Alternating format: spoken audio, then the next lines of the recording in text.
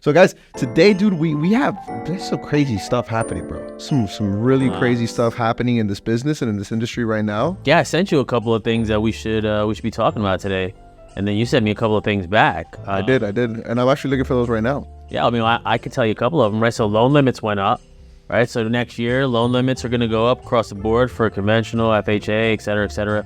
What are the loan limits? You know what? 776 is the conventional. I think it's 776.5, and I think for FHA it went up to like 600 something.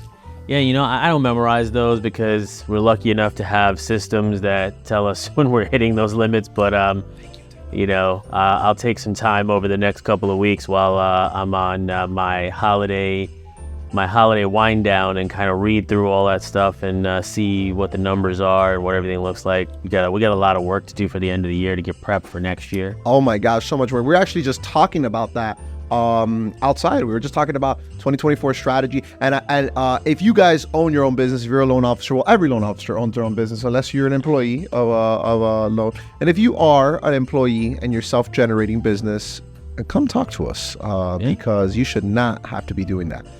Other than that, though, when we were talking about 2024 strategizing, and I feel like if you have your own business or if you're a loan officer, you got to think about strategies that are going to help you out, right? Yeah. And one of the things that has been, by the way, guys, if I'm like sneezing a little bit, I just came off like a sickness yesterday. But I'm still here today because this needs to be done. So one of the things we were strategizing about was... Sure one of the things we were strategizing about was 2024 goals, right? And that's very important. And I was actually, you know what's so funny, man? I was I actually do 20 strategies for end of year with Veronica as well. Like, not to the extent that we do it in, but I sit down with her and we talk about, hey, what do we want to accomplish this year? Sure. What are the next goals that we want to take, especially since we're getting into marriage? What do I want my marriage to look like, right? And you as a married vet who made 9 years 2 days ago, was it? No, 2 days ago, yesterday, this man has almost made a decade.